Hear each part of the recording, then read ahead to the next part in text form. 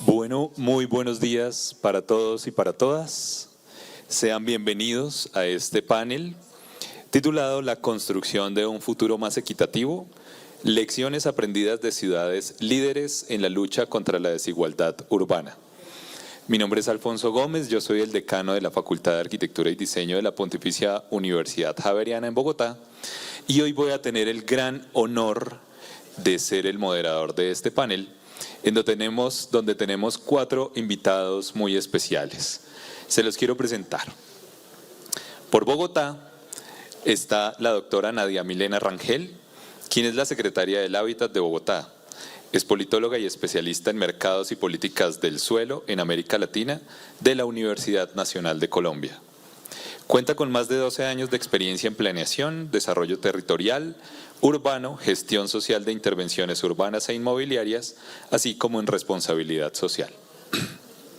De la ciudad de Buenos Aires nos acompaña Elisa Roca, quien es la directora general de Vivienda Asequible del Instituto de Vivienda de la ciudad de Buenos Aires. Es arquitecta y doctora en arquitectura por la Facultad de Arquitectura y Diseño y Urbanismo de la Universidad de Buenos Aires. También tiene un máster en vivienda por la Escuela Técnica Superior de Arquitectura de Barcelona de la Politécnica de Cataluña. Bienvenida, Elisa. Nos acompaña desde la ciudad de Barcelona Eduardo González de Molina. Eduardo, bienvenido. Él es consultor en la Gerencia de Vivienda del Ayuntamiento de Barcelona. Es investigador asociado en el University College of London y en el Institute for Innovation and Public Purpose. Es investigador postdoctoral o predoctoral en la Universidad Pompeu Fabra. Adicionalmente tiene experiencia en diferentes entidades alrededor del mundo, una maestría en políticas públicas y sociales de la Universidad Pompeu Fabra, del Barcelona School of Management y una doble licenciatura en Sociología y Ciencias Políticas por la Universidad Carlos III de Madrid. Y finalmente, muy importante también, el arquitecto, doctor y arquitecto, Edmilson Rodríguez, quien es el alcalde de Belém do Pará, en el estado de Pará, en Brasil. Bienvenidos todos, bienvenidos a todo nuestro público y vamos a dar inicio. Esta es una conversación que tiene un objetivo muy claro. Vamos a conocer estas 4 maravillosas ciudades que todas empiezan por B, no sé si eso fue intencional o es una coincidencia. B, Bogotá, Buenos Aires, Barcelona y Belén. Y vamos a mirar en estas ciudades experiencias. Vamos a diagnosticar esa segregación socioespacial y vamos a identificar esas políticas y esos planes que se han implementado para esa reducción de brechas, otra vez, con la participación de la ciudadanía. En un principio quiero hacer como una pequeña lectura que me encontré en un artículo académico. Tengo que decir que como académico siempre la Secretaría del Hábitat me ha dejado darme unas licencias. Y voy a leer un poquito en un artículo que se llama Las consecuencias de la segregación socioespacial, un análisis empírico sobre 3 ciudades medias bonaerenses, Olavarría, Pergamino y Tandil, del doctor Santiago Linares. Es cortico. La segregación socioespacial es un concepto que hace referencia a la existencia de diferencias o desigualdades sociales dentro de un colectivo urbano y al agrupamiento de los sujetos según atributos específicos en aglomerados con tendencia a la homogeneización en su interior y a la reducción de las interacciones con el resto de los grupos. El aislamiento espacial y distanciamiento entre las clases promueve la desintegración social, lo cual es considerado perjudicial especialmente para los grupos pobres. Algunos problemas característicos que surgen como producto de la aglomeración de familias pobres en áreas residenciales segregados son el bajo rendimiento escolar, el desempleo, el embarazo adolescente, la desprotección social, el degradamiento ambiental y el deterioro urbanístico habitacional. En este artículo se analiza la asociación existente entre la intensidad de la segregación socioespacial y algunas consecuencias sociohabitacionales en estas 3 ciudades. Con esto lo que quiero dar es una introducción a 3 preguntas que vamos a abordar y cada uno de nuestros panelistas va a tener 10, 12 minutos para desarrollar estas 3 preguntas. La primera, ¿cómo se caracteriza la ciudad segregada y cuáles son las principales variables o parámetros que permiten identificar la segregación urbana en cada una de estas ciudades? La segunda pregunta es ¿cuáles son las estrategias y políticas implementadas en su ciudad para abordar la segregación socioespacial? Si han sido efectivas y qué desafíos han surgido en la implementación. Y la tercera es sobre participación. ¿Cómo se promueve esta participación ciudadana en la toma de decisiones relacionadas con la segregación socioespacial? ¿Cuáles son esas medidas específicas para promover la igualdad de oportunidades y la inclusión de grupos históricamente marginados? Entonces vamos a empezar con Elisa, que desde la ciudad de Buenos Aires nos va a orientar sobre estas tres preguntas. Elisa, bienvenida.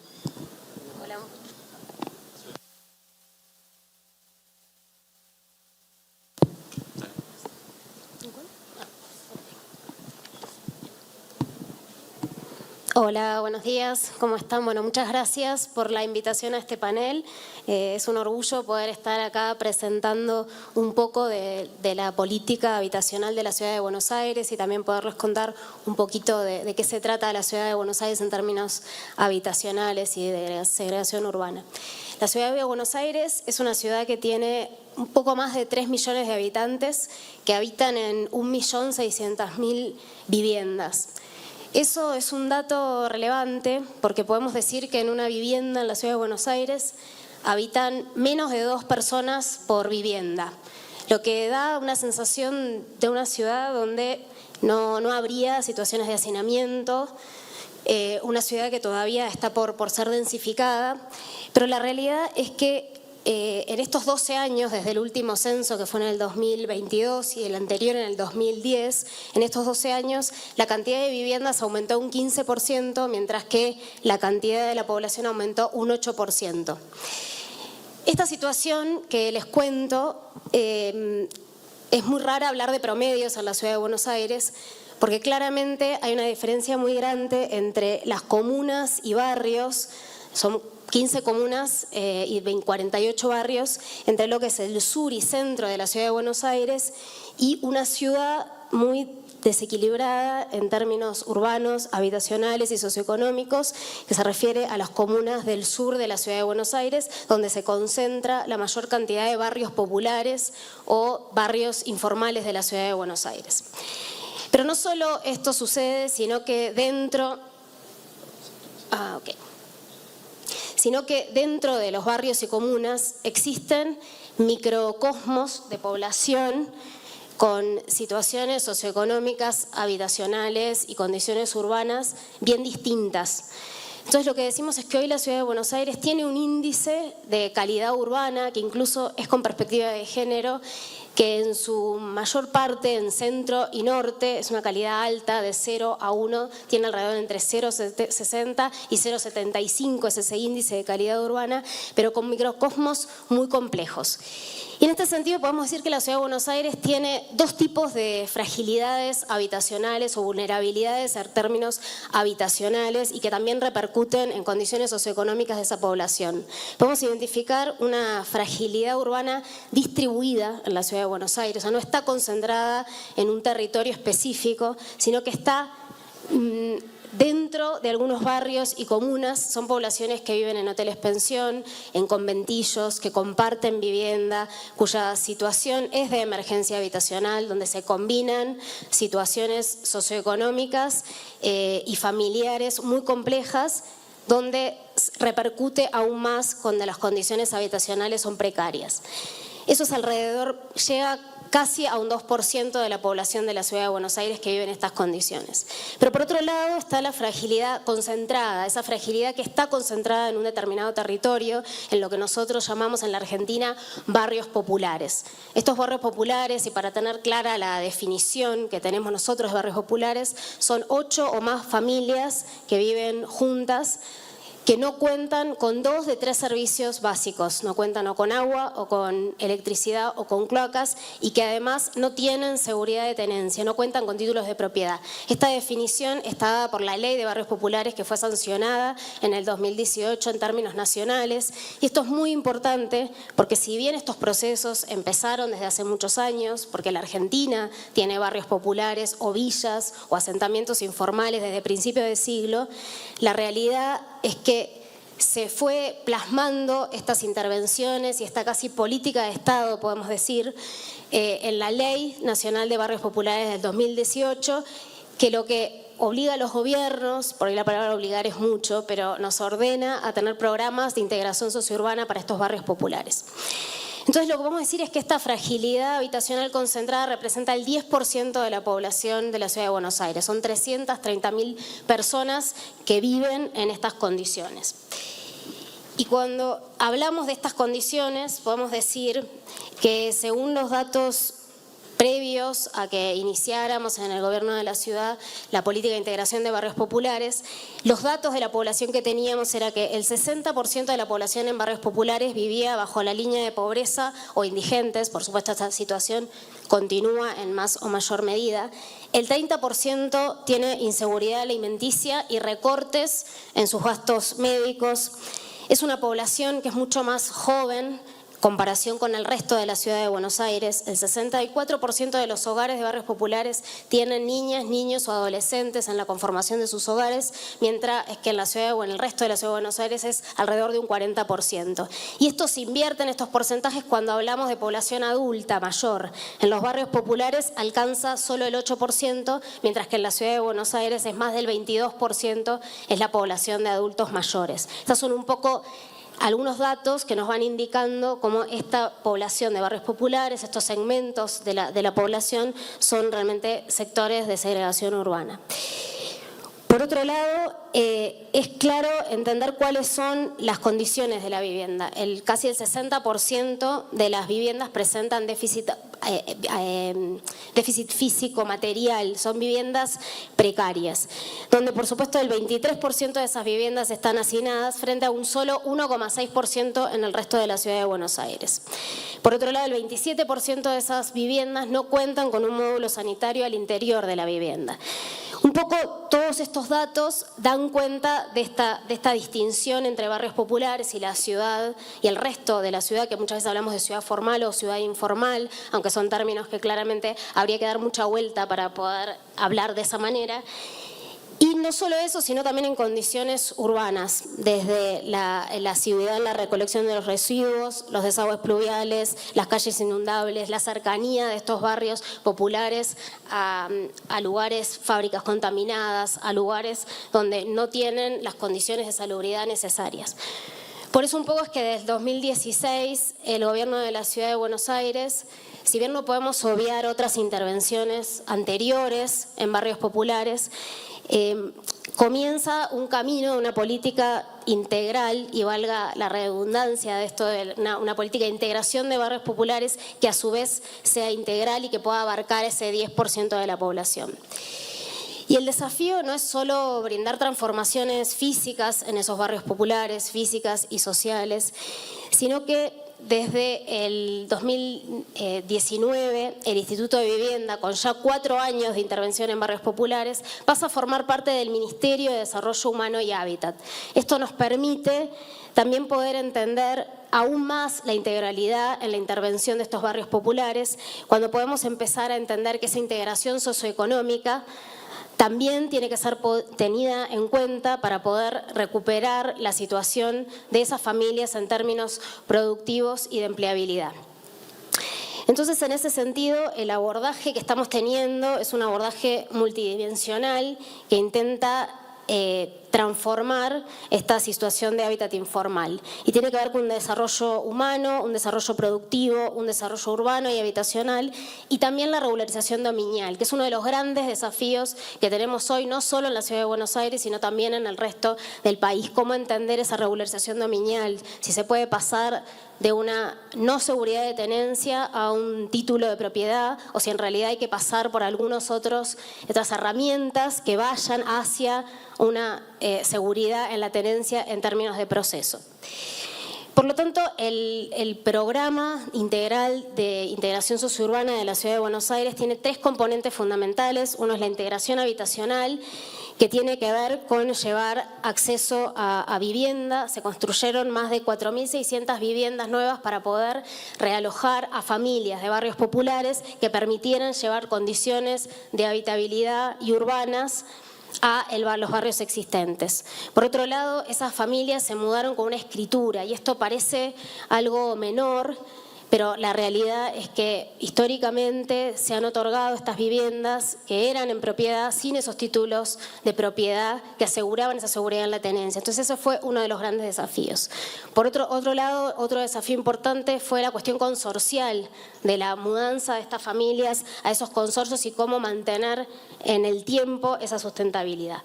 Y por otro lado, reconocer el valor de lo construido. Esas familias que se realojan en estas viviendas nuevas, se les valoriza esa vivienda que se entrega y que es demolida para generar los pasajes, las calles, los patios que generan las condiciones de habitabilidad en los barrios existentes.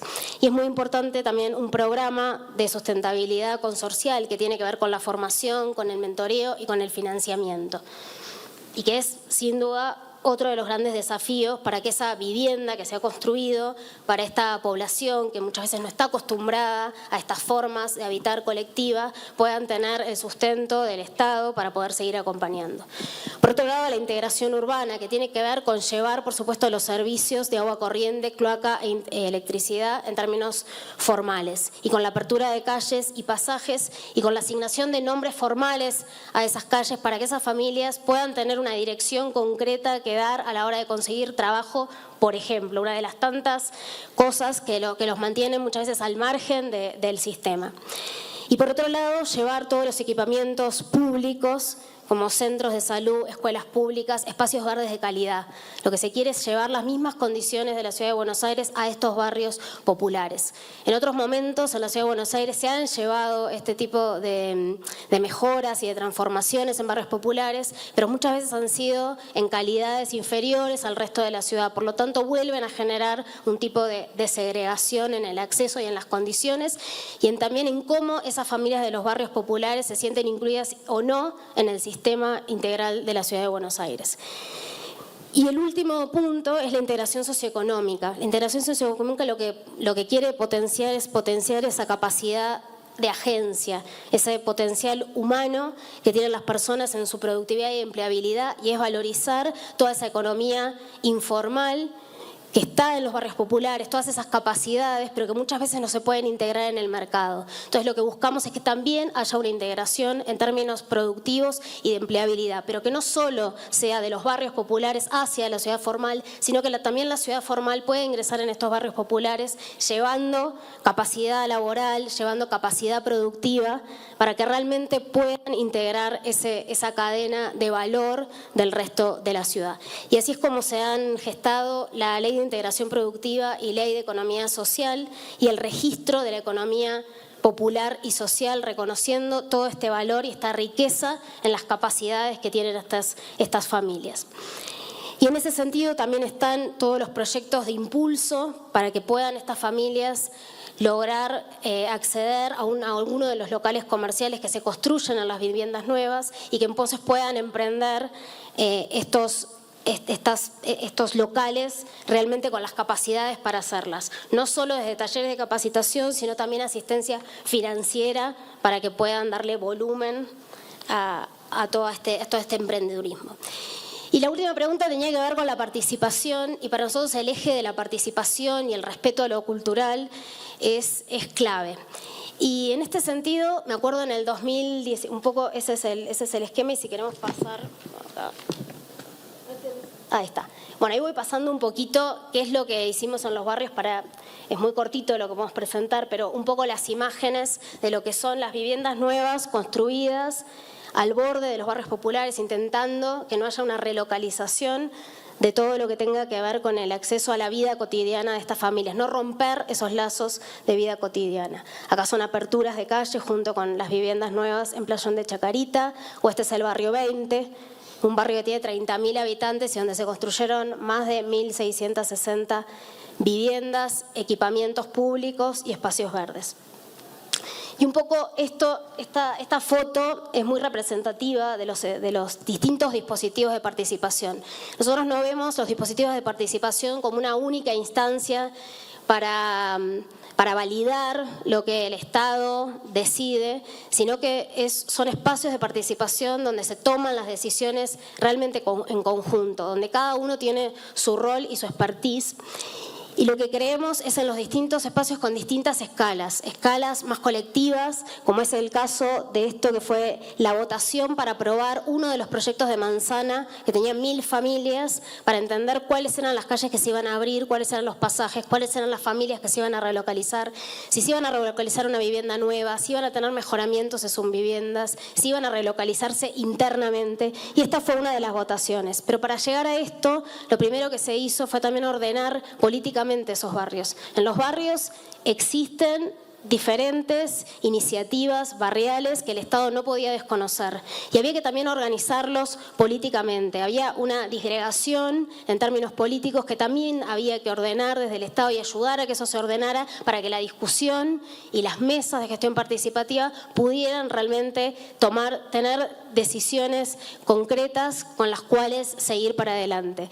Entonces los dispositivos son infinitos, están desde los talleres de manzana, los talleres de mudanza, los preconsorciales, las mesas técnicas con los equipos técnicos, tanto del barrio con los equipos estatales, las mesas de consulta, la asistencia permanente en el barrio. Entonces nosotros entendemos participación no como validar una decisión tomada del Estado, sino como la decisión conjunta e integral con la ciudadanía. Y no solo lo que se iba a hacer, sino el cómo. Y esto quedó muy plasmado en las leyes de reurbanización, donde las leyes en principio solo incluían transformaciones físicas, solo dejaban claras cuáles eran las transformaciones físicas en los barrios. Y el mismo barrio lo que pidió es que se dejara plasmada la metodología, cómo se iba a hacer. Se iba a hacer a través de mesas de participación donde las decisiones iban a ser colectivas, colaborativas y en conjunto. Entonces, desde este lugar es que todas las vulnerabilidades en los barrios también son tomadas en esos espacios de participación. Queda mucho por hacer, pero lo que nos da mucha esperanza son estos 8 años de continuidad también en esta política, con cambios de gestiones, pero sin embargo un para adelante. Y sobre todo con la Ley Nacional de Barrios Populares. Los barrios populares en la Argentina son más de 5.500 barrios.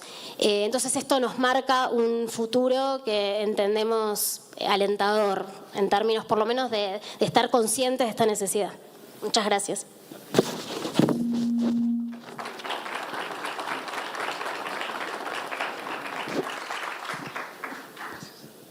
Elisa, muchas gracias. Entonces, un panorama sobre los temas de cómo se ha abordado la segregación o las políticas hacia la segregación socioespacial urbana en Buenos Aires. Seguimos con la ciudad de Barcelona. Entonces, Eduardo González Molina, que es consultor en la gerencia.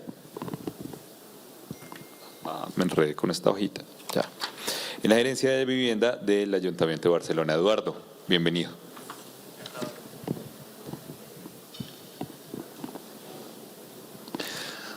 Hola, ¿qué tal? Buenos días. Es un absoluto placer estar hoy aquí con todos vosotros en la ciudad maravillosa de Bogotá, que no conocía y que ahora tengo la suerte no solamente de vivirla como turista un poco recién llegado, sino también de entenderla y comprenderla gracias a todas las maravillosas panelistas hoy que tenemos aquí y a un poco el conocimiento profundo de una realidad que sin duda es digna de aprender y de sacar conclusiones tanto en Bogotá como en Barcelona. Yo quería empezar diciendo lo siguiente, ¿no? Quería decir que desde la ciudad de Barcelona, the learning we wanted to go through with regards to the Latin American experience has something that moved us in the last years. We want to have a deep engagement and deep knowledge of the different realities that we have. But due to the common historical bonds that we have, we need to learn from each other. And with no doubt, Barcelona is here to learn and to say how good that the realities that we are going through are realities that come from a trajectory, that are historic trends happening not just in cities like in Barcelona, but also in other cities of the planet. 30 years of globalization, and I believe that the globalization is a process, and we've seen that there are winners and losers. The global cities were born. Those global cities, is this working? I don't know. The clicker? We need them to project the one that the name is Eduardo, the second one.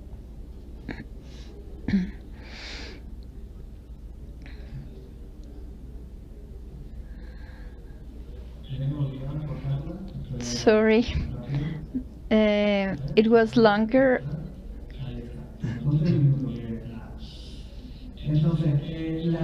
The urban segregation reality in Barcelona city has to do with the globalization process, emerging global cities that are focusing the talent, equity, labor opportunities, and one can say, oh, that's good, but there is also the negative face of the coin, because when we are focusing all the labor opportunities of high income and high added value in a global city, the periphery or the city belts of those global cities have been affected, globally speaking. But if we zoom up to those global cities, we're going to be able to see that there are structural inequalities that are growing. Within that, I believe that today I am going to be talking to answer to the first question, how to have a diagnosis of the urban city like Barcelona. The most important word in our environment is the identification.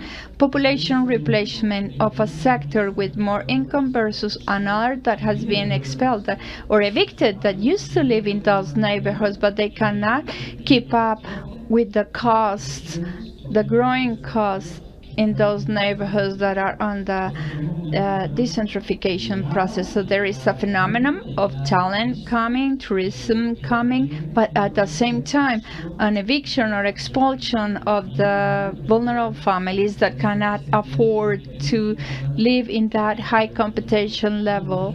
So of course, here we can see Barcelona city, and this is a recent paper that is measuring through different dimensions linked to the age, structure, origin of that population, the speed of turnover of the population with university with those without any studies at all.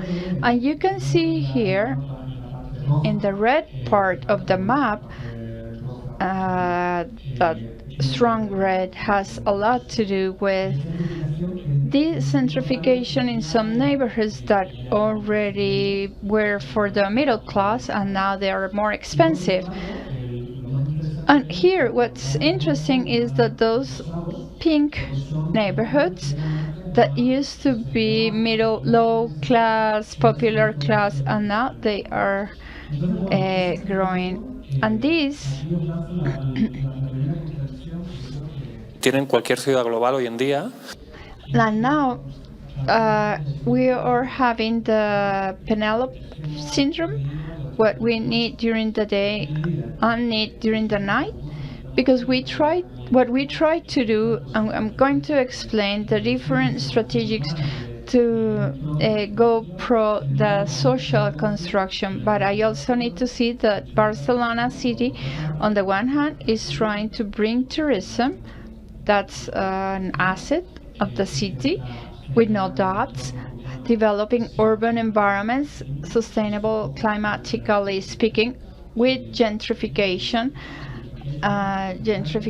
green gentrification, and talent. We want to bring an economy 4.0, digital, innovative, where also we open the city to have some international talent. There is more people speaking English, and Catalan is being forgotten, and English is coming, and that population flow is bringing some issues, making that the city is in this disjunctive or situation. And now there are different segregation processes develop due to the gentrification, not just producing pain, because the specific local expression of gentrification is the price increase.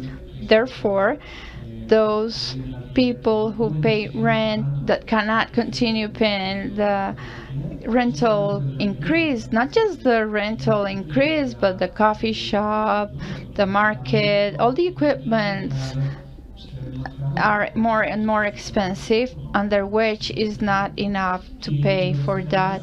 So finally there's some ghettos develop, people, wealthy people, poor people, bringing a strong inequality, but also increasing the one of its origin. When you decide where to live is according to your income mainly. And this is what we have in Barcelona. What are the policies that we are developing? Well, let's talk about in terms of housing and habitat, because that's the main sense of this meeting here today. The soil. As you know, soil is an important asset for the urban planning and housing policy, because without soil there is nothing. And the function, social function of a good urban soil policy is to have the territorial redistribution of the protected social housing. Each country calls it in a different way. Public interest, accessible. For us, it is important to have an equitable distribution of the social housing, and that will be done eliminating the ghettos, and that's historical. Happened to Spain, Barcelona. I'm sure other countries are going through the same level. What we have started to avoid this, well, first, every social housing that's new, it's going to be permanent. There was a priority before in Spain in general and in Barcelona, where the qualification of social was lasting only for one period of time and then was entering to the market, leaving us in the last part of the queue in Europe. So to cut that, from now on, every social housing will be forever social housing. Second element that we're trying to trust is leasing, renting. We know that it is an emerging issue in the Latin American context, but I believe the social reality we're moving in, they are requesting for more renting. We have the vital need to move around, not being in the same place, and that without an important percentage of housing cannot be solved. Also without an important amount of social housing. So here we have three ways. The environment in the areas of Barcelona city where we have vacant land to be urbanized. We have a law pushing 40% of the resulting housing of that process of urbanization, 40% needs to be protected, out of which half of it needs to be rent. That's the line that we are following. Within suburban that is not consolidated, it's a little bit the same, 40% and 20% rent. And this is the phenomena regarding segregation. We have been speaking about growth, but what happens with the existing urban part? What do we do with them? Here we have an idea of the urban area that is protected soil.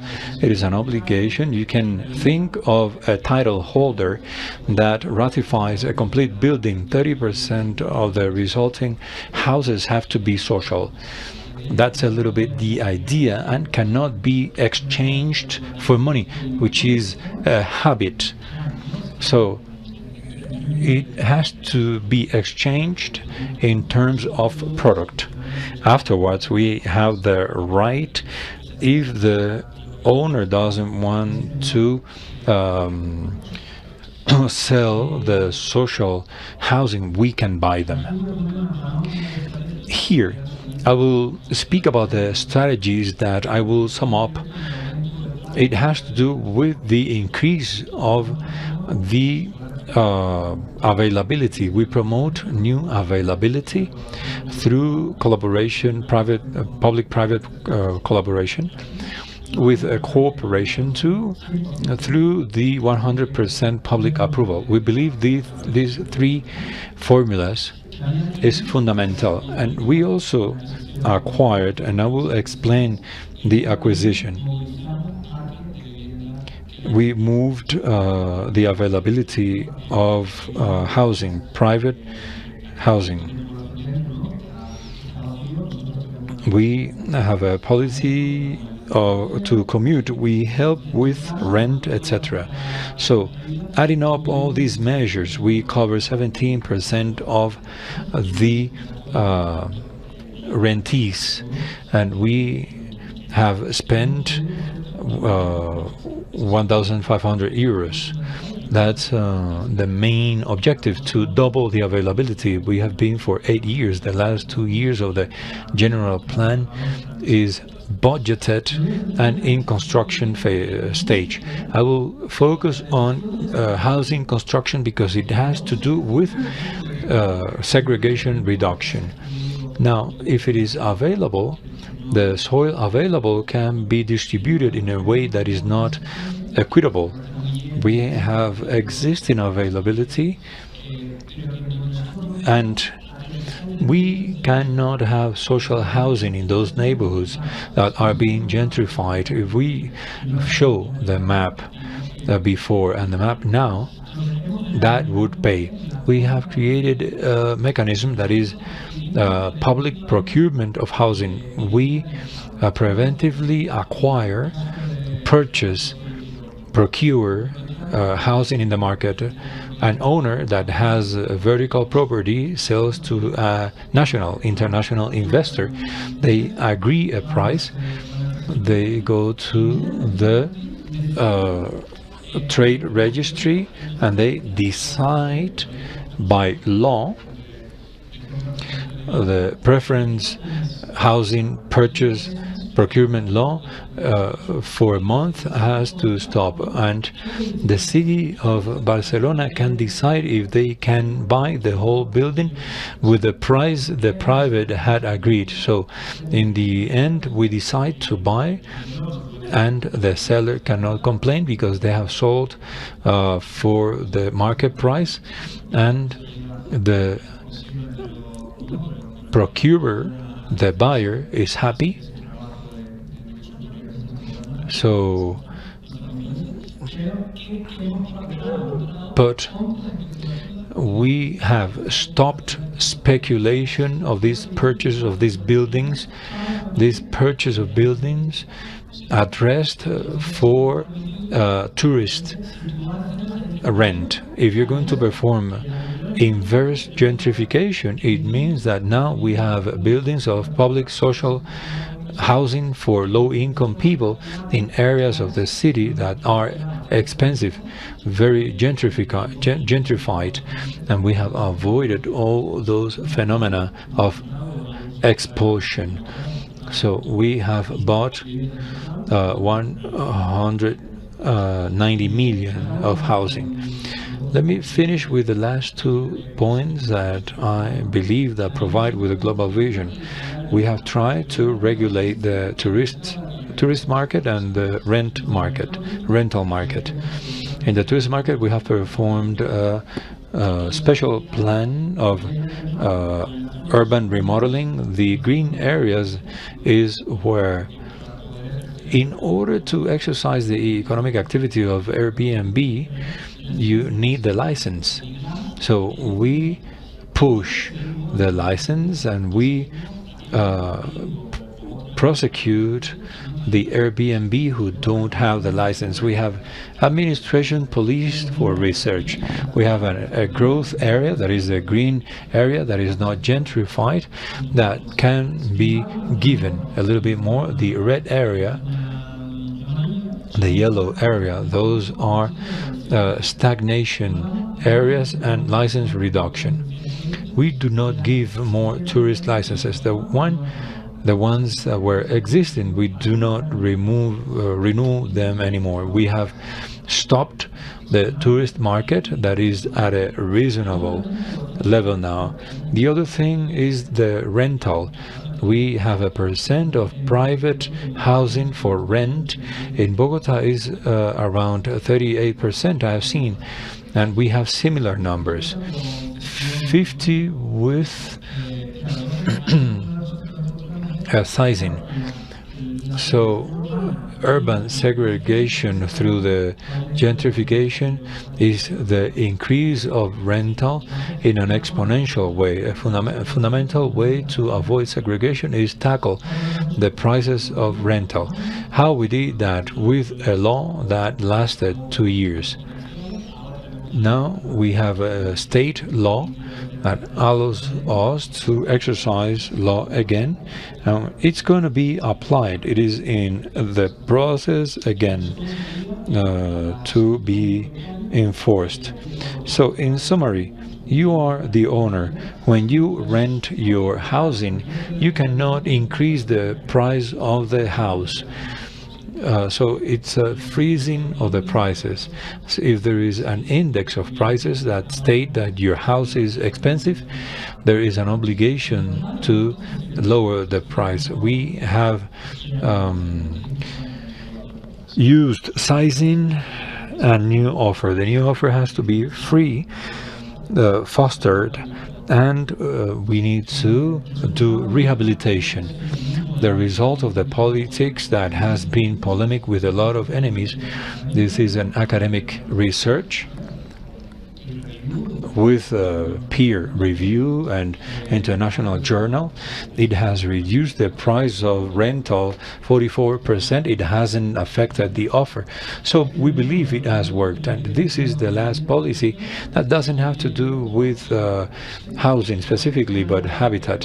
One of the things we want to do, similar to the realities told by Lisa of the popular neighborhood. We have a neighborhood law, neighborhood plan for us to identify according to different socioeconomic criteria the neighborhood with more difficulty and vulnerabilities. We have a specific plan that has a director that unifies all the measures. Those are cross-cutting measures related to education and public health and housing, rehabilitation, infrastructure, and public space, sustainability, housing, occupation, etc. So we do all that, and with the citizen participation, this plan has extra budget that allows a specific mechanism of administrative collaboration and cross-cutting performed through the citizenship participation and the strengthening of the social fabric, and through the co-production of policies, through transparency and through a good government. We have different formulas. We have consecutive meetings with the neighbor association.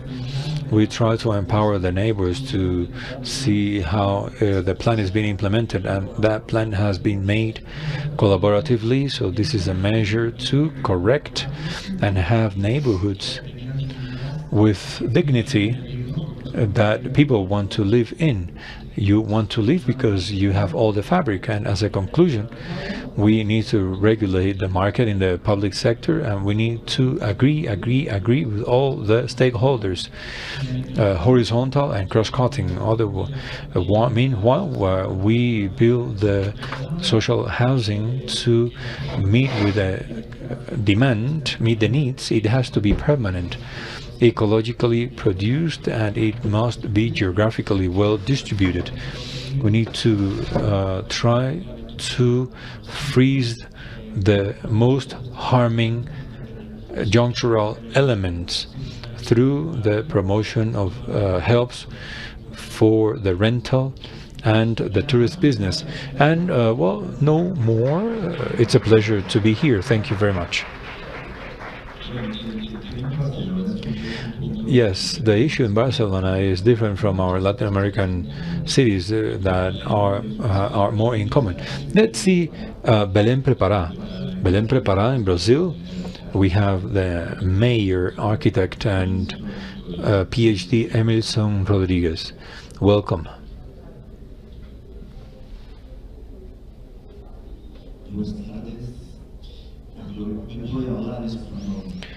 I will try to speak Spanish, the Spanish of the future, with the accent of Brazilian Portuguese.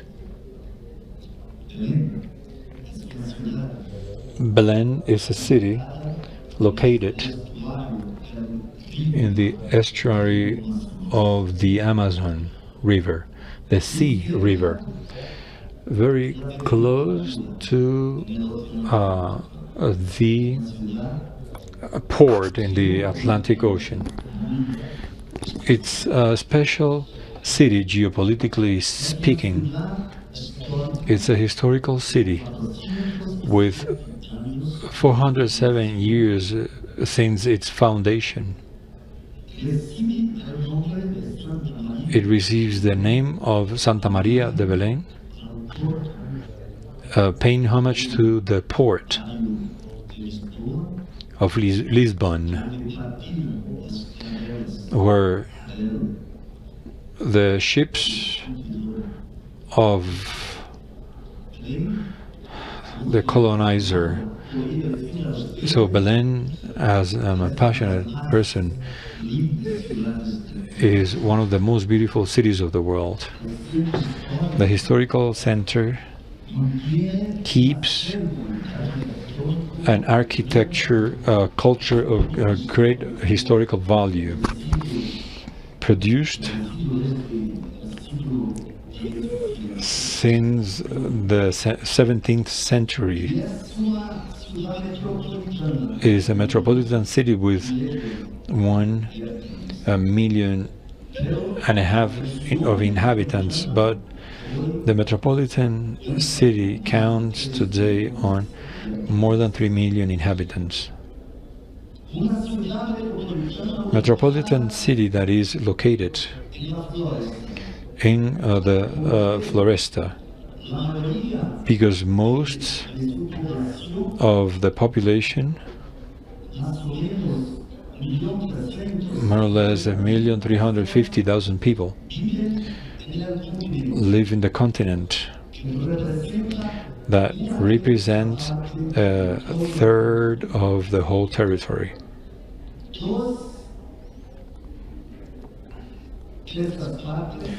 Two-thirds are made by islands,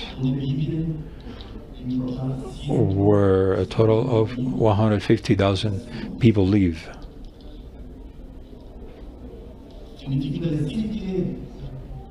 It means that the islands of the territory of Belém verdadeiras florestas, algunas are real forestries. It's a metropolis embedded in the forestry.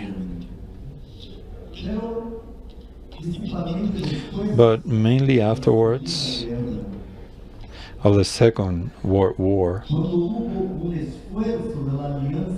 when there was an effort of the partnership alliance between Brazil and the powers who voted against Nazism, the Accord of Boston, there was an effort of the attraction of population of the northeast of Brazil. People without work, without land, for the rubber production in Brazil. After the war, it's been enclosed the immigration of those families from the forests for large cities like Manaus and Belém. It's been intense. And I say this because 45% of the continent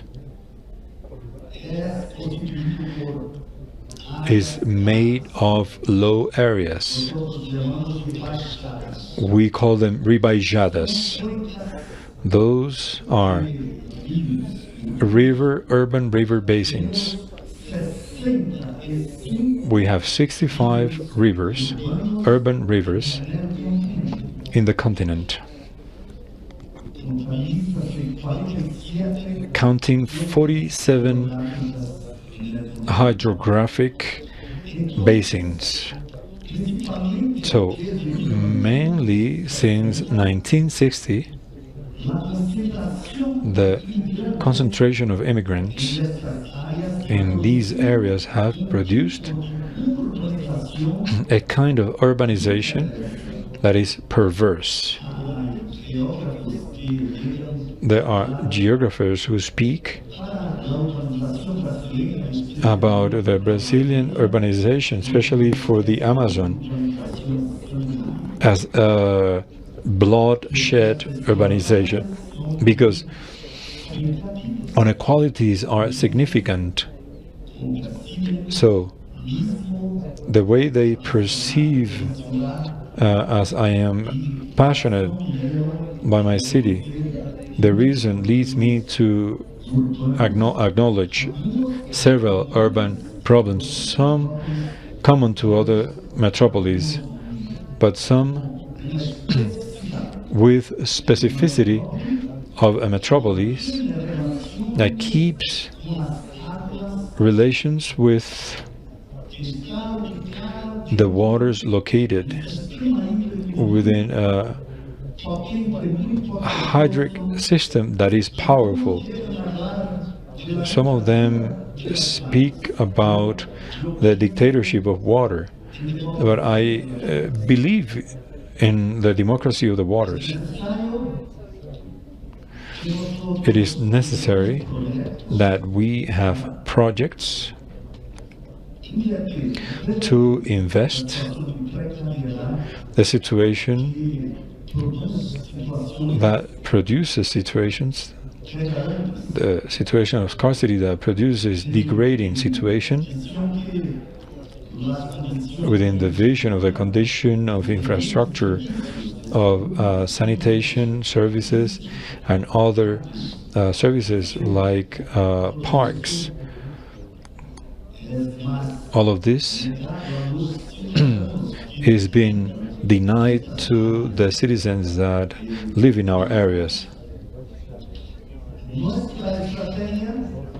Our strategy is 2021, when I took the third mandate to rebuild the programs of the urbanization in the infrastructure, focused on the programs of the macro drainage of the rivers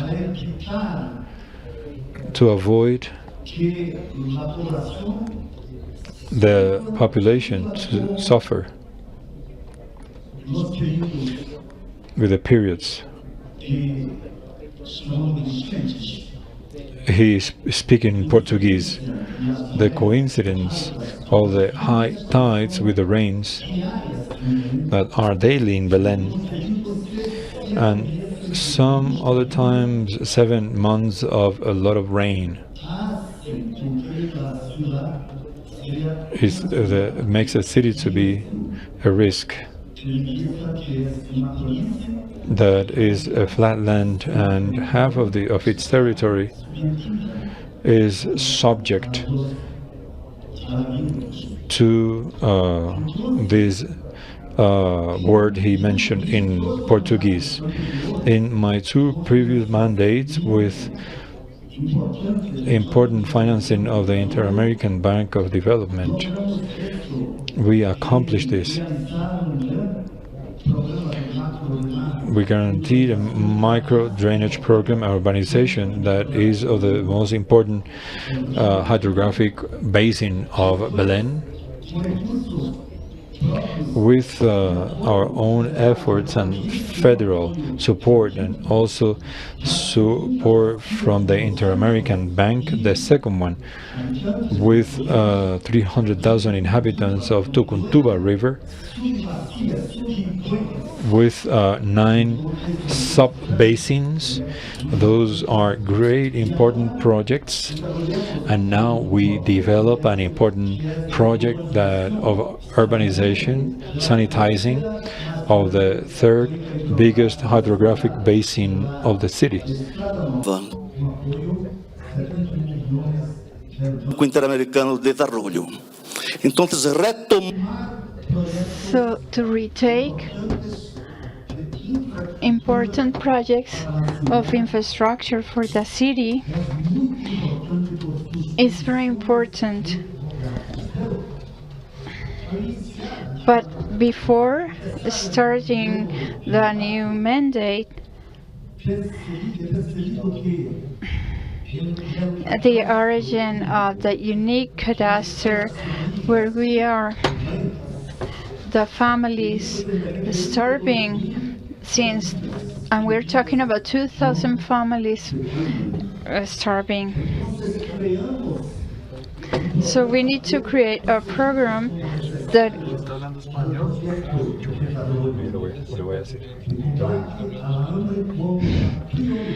as a priority. Familias. And we have more than 4,000 families, close than 80 people, and 93% built by women, household chiefs with their children, their teenagers. And this program is the one that we call the Pura, same as going right now in Bora Belén. But it is one from 3 programmatic steps in an urbanistic social area. And the first one is with a basic income up to 500 reales. The second one is a program, and even now assumed as an example of the ONU Women, because it is driven to the professional education of the program beneficiaries of basic income with their professionalism. And the next program will be the microcredit with, how you call it, juros? Interest. 0 interest. And that has a positive impact to the creation of popular startups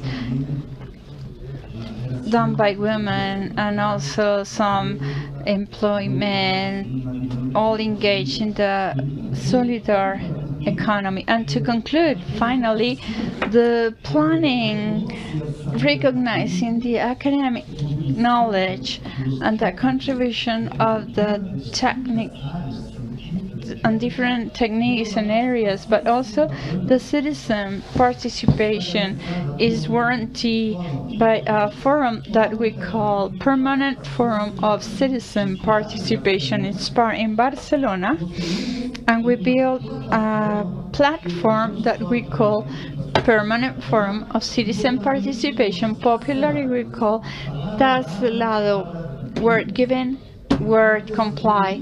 And we meet initially 45,000 people from the 78 neighborhoods with different representations from every neighborhood, with the 1,600 elected council persons. 800 are not representing the neighborhood, are social movements represented like Afro-descendant, indigenous, urban people with different, I don't want to call them disabled, with disabilities, but other cultural movements. And the mix of the social programs and the activities linked to the infrastructure and even the housing production is the summary of an effort that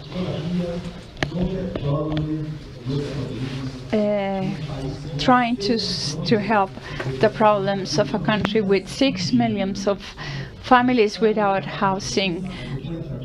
And in Belén, 80,000 inauguramos, 2,000 and Cuartel de Luna plus 2,000, and very few housings were built. But when we talk of 80,000 in commodity with the structural problem, and the local government certainly don't have any condition to solve that problem.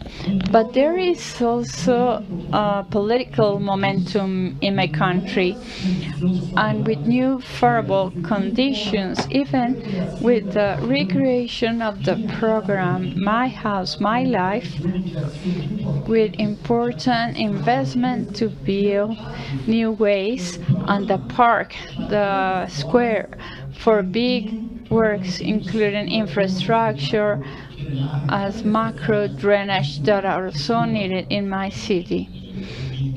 Thank you, Mayor. Thank you very much, Mayor.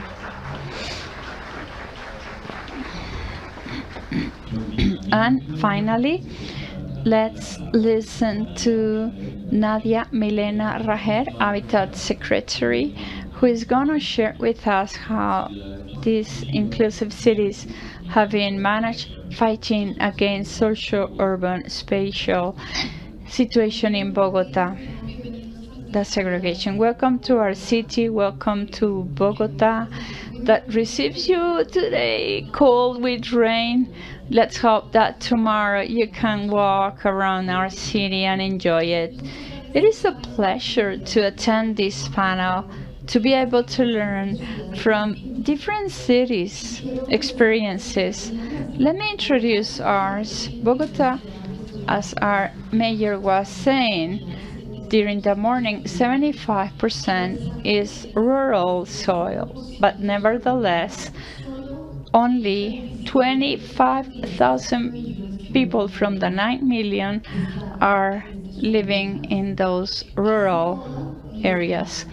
Almost all our population is in the urban conglomeration, urban city, focusing in that gray triangle, our urban city, that gray triangle, and is there where we have 30% of our soil developed in the popular habitat, developed informally in the city, 99% concentrated in the urban area, and also to continue consolidating one of the most important values of the Bogota rural land, and is the main ecological structure. What has been the need to preserve that land, that soil with so much wealth. A privilege is that Bogota is receiving water by gravity, and the other privilege is that we are not depending on wells to extract water. In the majority, our water rains from the Amazon, and that's why we need to guarantee the Amazon's preservation as a common value, not just for Colombia, but for the world. We capture 70% of the water from the Amazon coming to Chingasa, and is the one that is providing our aqueduct and some our surrounding municipalities, and that's why we need to continue protecting that value that is allowing us to have life, allowing us to project the city and region development. And that's why I want to give you the context of the distribution of the urban city.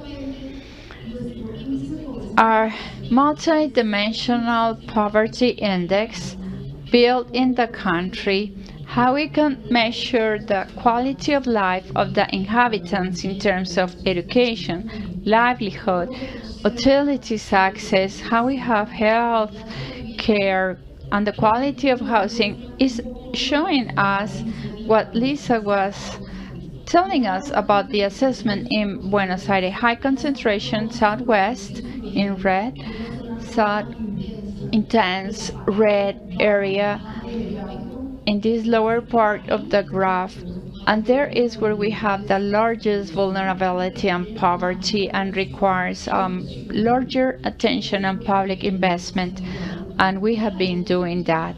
And we match that since the pandemic. That was a need. How we can define to provide basic income to our population, because many of them, when we were in this blockout, we had a lot of employment losses, many people starving, red wipes all over the city, and we try to solve that with this basic income plan. And we are overlapping, if you see here, overlapping those who are receiving this basic income with the location of the multi-dimensional poverty index. Is there where we have the lack of the territory and the bad socio-economical conditions of the city. And that with the informal popular areas that you can see in the right graph that are showing where have been the development of different self-construction settlements, informal origin, generated spontaneously, not including sometimes the public space, not taking into account the construction of parks, housing with quality criteria, seismic safety. And that's the deficiency of these housings. And that's why we need to take that into account to habitat and housing policies. And this is the deficit, housing deficit, ratifying that the location of deficiency, not just of urban quality, but those of housing access are focused here in these same zones of the city and require the qualitative deficit, that deficit that is showing us that there is a low quality and is not overcoming the expectations for a proper livelihood. And that's the largest deficit, not just here in Bogota, as the minister said, is for Colombia, requiring special attention to strengthen the work in the framework of that desired participation. In that framework, the participation of the social community, communal organizations of the city that will allow to scale the improvement of housing as a need to overcome this deficit, and the quantitative deficit that's linked with two things: new households generation that are in confinement or organized in the same houses. So we have 2, 3, 4 households living in the same space, same unit, implying that we are reducing the habitability conditions and the health of those households that are living in that territory. Those informal settlements has to do on how they are consolidated, the micro trades, and also how is our productive tissue, both formal and informal, and then we can show that that consolidation on where there is more informality in the city trade is focused on these areas of informal origin, and others zones that, although they're formal neighborhoods, are getting full of migrants. Bogota is a city that has received many migrants, double and triple that population during different periods due to the armed conflict of our country, with very important migration making that we are receiving many migrants trying to receive security and opportunities in Bogota city. And also, in those zones is consolidating highest unemployment rates. That's why it's important to reorganize and rebalance, as we were talking during the morning, the city in function of generating more housing and employment and better distributed. You talk a lot and I need to cut my talk. And the tools built have to do with having housing with city and territorial plan. Our future vision aims that what we mention in that territorial plan is an opportunity to decide how we want that city, not just thinking on housing as a vital habitat element, but we need to also take into account the green space, the public space, being close to the public equipment and social services and care to guarantee public service provision, and of course to have close the public transportation and the employment. And one of the largest difficulties in our city is the commuting time impacting the quality of life of the citizens. And the mayor mentioned that, and she closed her talk during the morning. One of the biggest problem is the change on the city planning. We used to have a city segregated in the territorial plan, pointing out that only in some areas was possible to allocate social interest housing, to move to a city balance where social interest and prioritary housing will be possible in any place. And the poor need to be live far from the different public utilities, the transportation, far from work, and effectively, no. And that was our decision when we defined the territorial ordering plan, to allocate better housing in all the city close to the transportation corridors of high capacity like the Metro, Transmicable, Regiotram, giving a new urban vitality to the city. And that's why we bet and we concreted it during this government, that not just we needed to provide the housing in one manner, we needed to provide it in different manners, and that's we call it housing solutions. Looking for not only provide for new housing, that is what we have done traditionally to deliver a subsidy for new housing, but also so that we go into the world of rental as an opportunity for people to live with quality. It is not the owner, but living with quality. And the challenge as a city is the public rental and public part of what we learned from Barcelona, that we saw in June of what they have progressed. I think that's learning that we need to bring to Bogota. That is what we do in the company of urban renewal, a public project in Colombia, to provide that as a legacy, the living that is a need of Bogota and Colombia in order to solve the life quality of the people, from the more sensitive areas related to protection, avoid leakage, etc. Guarantee the soil, the floor does not create respiratory diseases. They have a dignified kitchen where they can prepare the food and shower, a bathroom for them to take a shower. So an innovation that you will know all along the forum that we're going to mention later, that is the terrace plan, is to help the progressive development of the housing to the different families that are a high population developed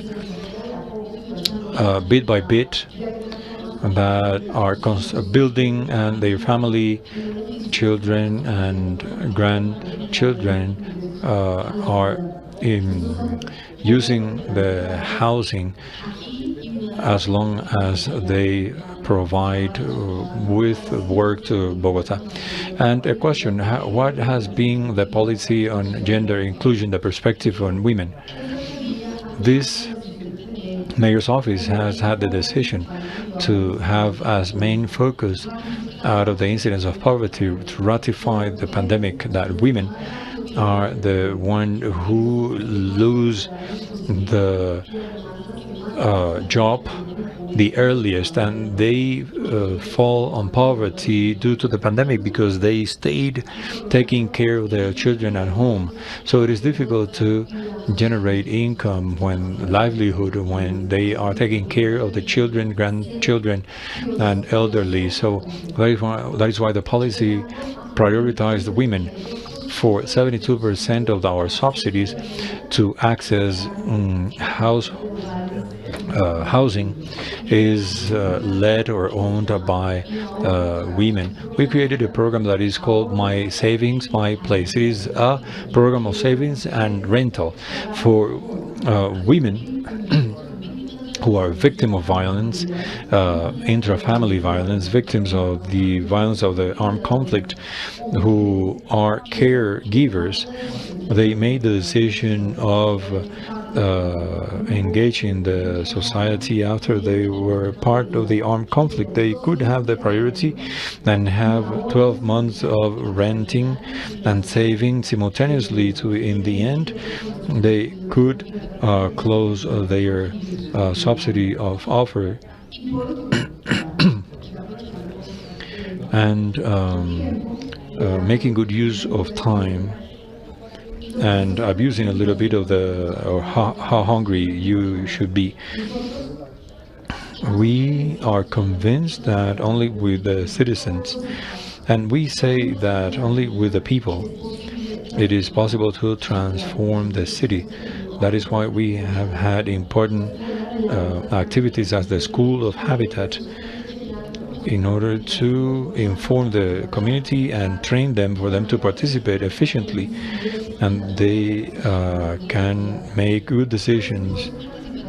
And this participative effort that is not led by the Habitat sector, that is the one I have the opportunity and the privilege to lead, it is led by the housing sector. More than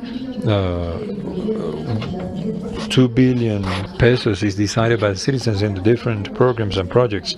How they want to execute the resources additionally to provide with the opportunity the President is asking for, Gustavo Petro, to ask to work with the communal action boards. And we saw that in the panel this morning. A bunch of women empowered in the different spaces of the Latin American countries. We could see how through the citizen participation, the organizations have more capability to know how they solve their problems. That is why we create works with pedagogy. We reinforced what we had before and reinforce pedagogy for the communities to invest and execute the public resources to solve their issues. I try to be as fast as possible, she said. Nadia, thank you very much.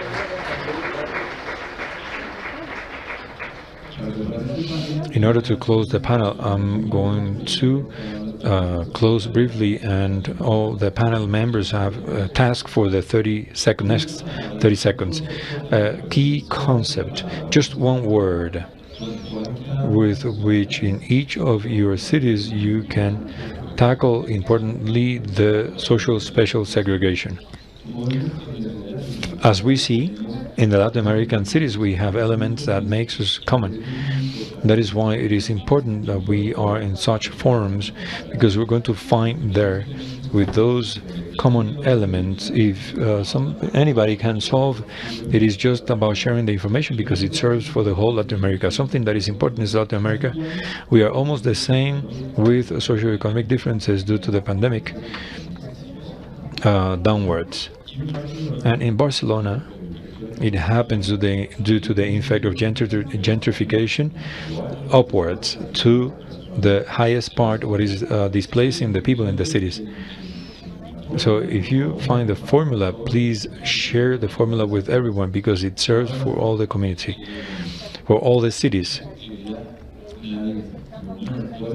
So Nadia, what is your key concept to combat segregation in the city of Bogota?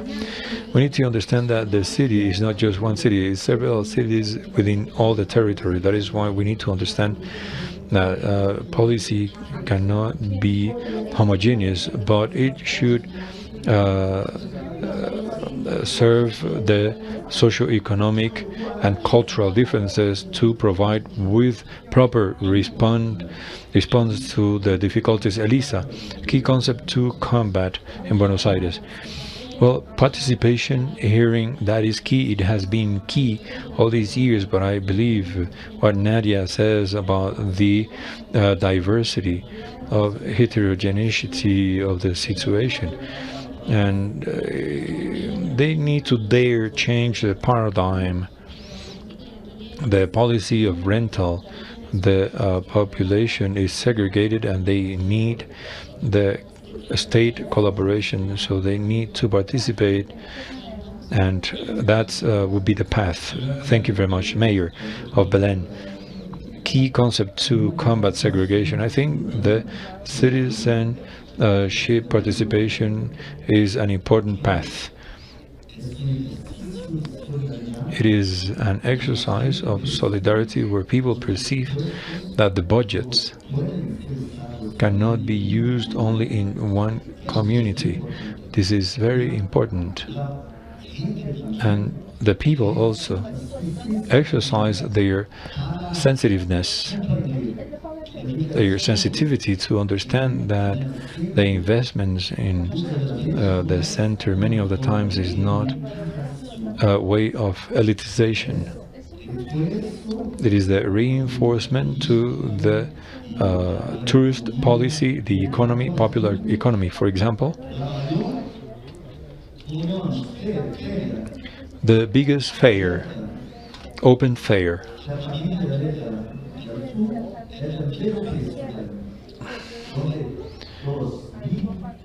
where 2,000 villages survive, where thousands of people every day, they purchase for the supply of the fair of the neighborhoods, more than 100 fairs in the neighborhood, to invest and to keep this in conditions of receiving tourists. This is important for the whole city. The citizen participation is the plan that goes out of the participation. It's a plan that states the wish of investment on priority to decrease inequalities, social-spatial inequalities. Finally, Eduardo, which is the key to reduce the segregation? The key word is the city of 15 minutes that is accessible. I think it is a concept that fundamentally is very useful in dense populated cities. In the city of Barcelona and any city, I think we need to have the objective that in each neighborhood, minimum there is 15% of social housing. It is not going to be the mean of the average of the city, but each neighborhood, they have a high income, they have social housing, and the people who work in that neighborhood, they don't need commuting of hours. So we should bet for 15 minutes, a city of 15 minutes. Nadia, thank you very much. Mr. Mayor, thank you very much for your participation.